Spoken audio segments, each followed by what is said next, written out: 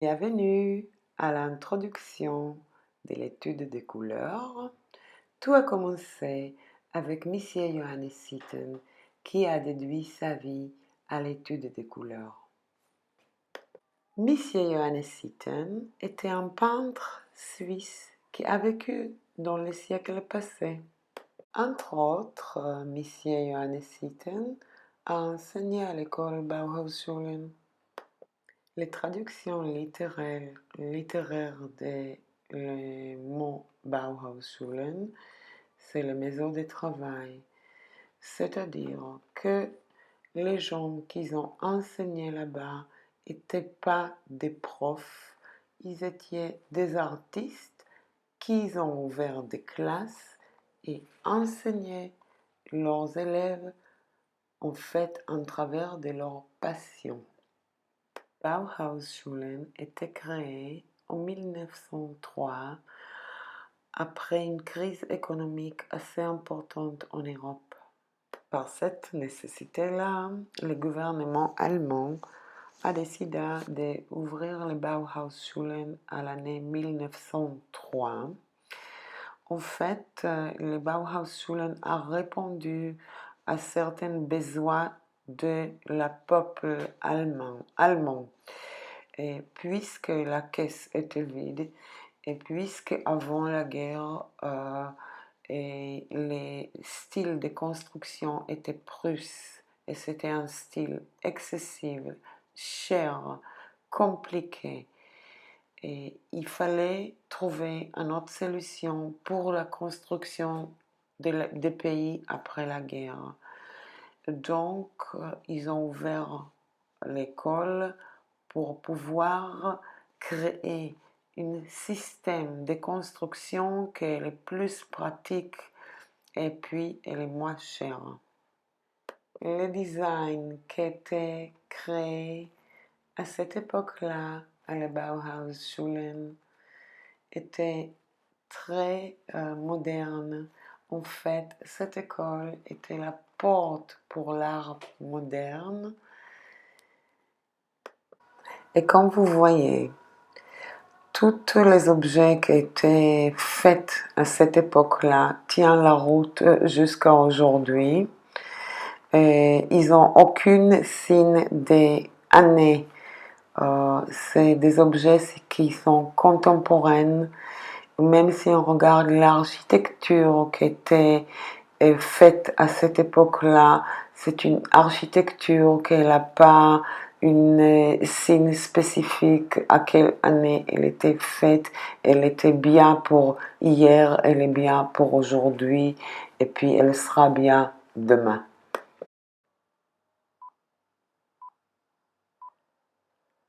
La directeur de Bauhausschulen a dit la phrase Les 6 morts qui résume toute la philosophie de cette école.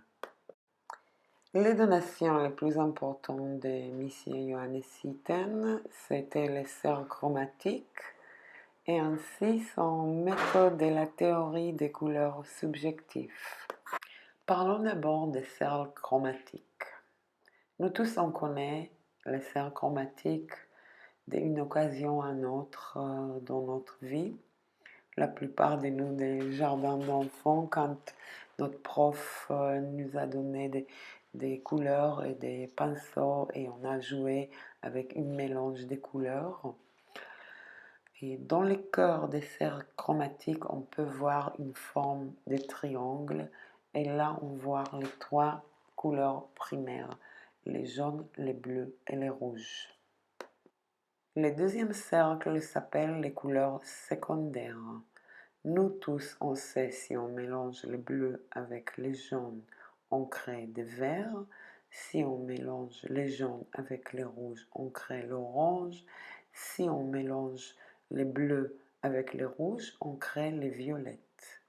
Le troisième cercle, il est construit d'une couleur primaire et une couleur secondaire. Pour exemple, si on prend les bleus et les verts et on les mélange ensemble, ça s'appelle bleu-vert. Au vert-bleu, ça dépend les pourcentages de vert et de bleu qu'on a mélangés ensemble. Et ainsi, on peut mélanger et étaler ces cercles chromatiques jusqu'à l'infini et créer des groupes de couleurs différentes, intenses, moins intenses, chauds et froides. Pour faire la différence entre les couleurs chauds et froids, je vais vous donner quelques astuces. Les couleurs chaudes, on pense au feu. Les couleurs froides, on pense océan. C'est-à-dire, dans le feu, on a une nuance rouge, or, orange. À l'océan, nous avons une nuance bleu et turquoise. On peut aussi penser à notre robinet à la maison et il y a les pois rouges pour l'eau chaude, il y a les pois bleus pour l'eau froide. Donc, toutes les couleurs avec des sous-tons rouges sont chauds, toutes les couleurs avec des sous-tons bleus sont froids. Comme je mentionnais tout à l'heure, un des ouvrages les plus importants de Johannes Itten, c'était la méthode des couleurs subjectives. Un bon jour, M. Johannes Itten a décidé de donner un atelier libre à ses élèves sur le sujet de l'harmonie des couleurs. Il est parti et puis en revenant, il a trouvé quelques ouvrages de ses élèves, ce qu'il était intéressant à ce moment-là qu'il pourrait tout de suite associer quel élève a fait quel tableau. Comment il a deviné qui a fait quoi? Il a trouvé qu'il y avait énormément de ressemblances entre l'aspect physique de la personne et son palette de couleurs. Comme nous voyons ici, la palette elle est douce, elle est claire, elle est pastellique, elle n'est pas contrastée. Et on peut voir que la dame aussi, elle est claire, son complexe, il n'est pas contrasté comme son tableau.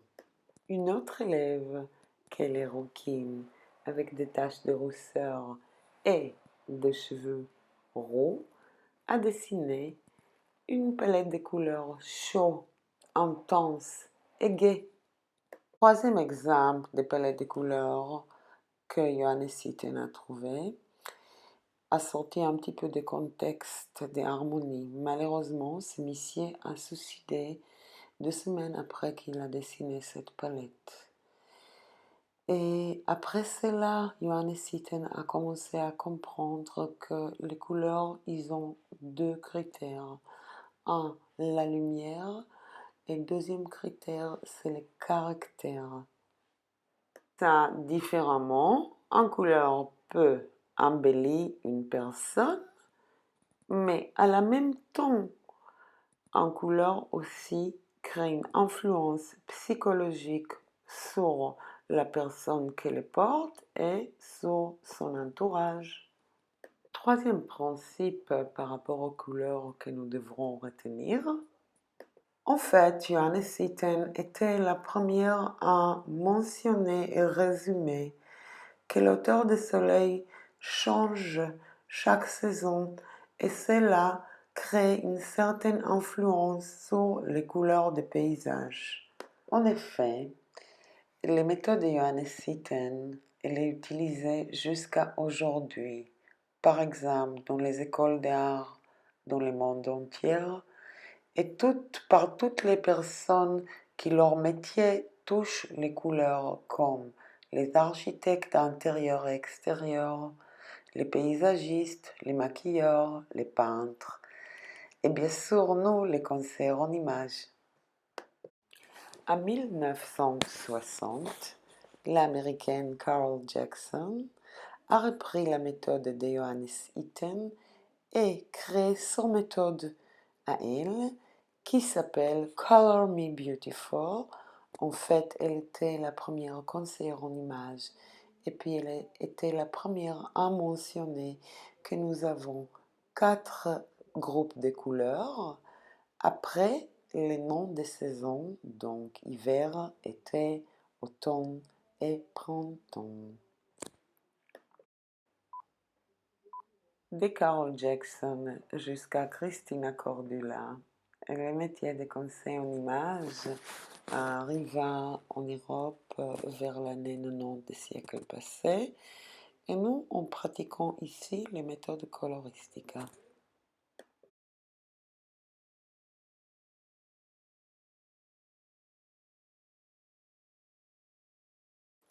La palette d'hiver est froid, intense, les sous-tons qui la dominent est bleu, elle est dramatique, glaciale, criarde. La palette d'été est froid, moins intense. Les sous-tons qui les dominent, c'est gris-rose, elle est doux, pastellique et les couleurs sont délavées. La palette d'automne, c'est une palette chaude, moins intense. Les sous-tons qui les dominent, c'est brun or. C'est une palette riche, terreuse. La palette des printemps, c'est une palette chaude, très intense. Les sous-tons qui la dominent, c'est jaune. Et c'est une palette dont les caractéristiques est gaie, pétillante et presque acidulée. Nous utilisons les noms des 4 saisons pour les 4 palettes de couleurs, pas par hasard. Souvenez-vous, nous avons déjà parlé de la fête que Johannes Itten a mentionné que chaque saison, le soleil a différents emplacements dans le ciel et cela crée un effet spécifique sur les paysages. Par exemple, en journée ensoleillée d'hiver, le soleil est relativement bas dans le ciel, nous sommes à la montagne, on ouvre les fenêtres et on est ébloui par les lumières du soleil. L'auteur du soleil crée une certaine influence sur le paysage et les couleurs qu'on voit sont contrastées, froides et glaciales et dramatiques. Par contre, en journée ensoleillée d'été, on peut imaginer que nous sommes au bord du lac ou à la forêt ou dans les plaines. Et puis le soleil est relativement plus haut dans le ciel, ce qui crée certaines influences sur le paysage et souvent on voit des brumes sur le paysage. Donc ça crée des palettes de couleurs douces, froides, moins intenses. La même brume qu'on trouvera sur le paysage, on trouvera sur la palette des couleurs. En journée ensoleillée d'automne, on pourrait imaginer qu'on balade aux forêts. Le soleil est relativement, encore une fois, haut dans le ciel. Ça fait que les couleurs qu'on voit sur le paysage sont riches, chauds, pas intenses, mielleux. Et puis c'est vraiment les couleurs de toutes les feuilles d'arbres qui tombent. En journée ensoleillée de printemps, le soleil, encore une fois, il est relativement bas dans le ciel et cela crée une influence sur le paysage. Les paysages qu'on voit, les couleurs, ils sont nets, gais, chauds. Et dans tous les spectres des couleurs, il y a une sous-tone jaune et ça crée une intensité gaie. Donc, couleur chaud, gai et intense. Dans chaque palette, nous avons toutes les couleurs, sauf quelques exceptions que je vais nommer ensuite. Que la dame hiver ou que dans la palette hiver, on peut trouver les noirs et les blancs neige. Dans le reste des palettes, on a soit les beiges qui remplacent les blancs, et soit les blancs cassés, et puis il y a les bleus qui remplacent les noirs. Et dans la palette automne, on peut trouver les oranges. Et dans la palette des printemps, on trouvera toutes les couleurs saumonées. Suite à ça, les métaux. Les métals argentés et froids et les métals dorés et chauds. Vous pouvez voir les structures des palettes. On a une ligne droite et suite à ça, on a des cercles. Les couleurs qui sont dans les lignes droites, c'est des couleurs que nous l'appelons des couleurs de compétences ou des couleurs classiques. Ces couleurs-là sont destinées pour les femmes et les hommes qui ont une code vestimentaire stricte pour le travail ou bien pour les articles plus chers de la garde-robe. Si nous conseillons une cliente et on l'aide à construire une garde-robe contemporaine qui va durer longtemps, c'est un petit peu plus logique de le conseiller d'acheter les pièces les plus chères en couleur de compétences. Les couleurs qu'on peut voir dans les rondes sont des couleurs de fantaisie. Et personnellement, je suggère à mes clientes d'acheter cette palette des couleurs fantaisie, des articles qui sont moins chers parce qu'on a les tendance de se lasser des couleurs de fantaisie assez rapidement. Et pour compléter leur garde-robe des couleurs de base. Voici, c'est le temps de présenter les 4 archétypes: hiver, été, automne et printemps. On va être focalisé sur l'archétype et la ressemblance qu'elle a à son palette de couleurs. L'hiver, son complexe il est contrasté, intense et froid comme son palette. L'été, on peut voir que son complexe il est froid, pas intense et doux, exactement comme son palette. La dame automnale, on peut voir par contre qu'elle a peu de contraste entre sa peau et les cheveux, mais par contre, elle a une sous-tone qui est chaud et mielleux, comme son palette. La dame printemps, on peut voir qu'elle a beaucoup de contrastes entre sa peau et les cheveux. Elle rayonne beaucoup plus. Son sous-ton de peau est chaud. Exactement la même critère on peut trouver dans son palette. Comment nous pouvons distinguer entre le sous-ton de peau chaud et froid, intense ou moins intense? Les groupes froids, été et hiver, les deux archétypes ont la même sous-ton et il y a un partage entre les mélanines jaunes, des taches rouges et des cernes ont tendance d'avoir des cernes et qui virent vers les sous-tons violette-bleu. Et si parlons-nous sur la transparence de la peau, donc les veines ils vont avoir une sous-ton bleu. Dans les groupes hivernales, nous pouvons trouver des femmes européennes, méditerranéennes, africaines, chinoises. Donc, on peut résumer que leur complexe il est beaucoup plus intense.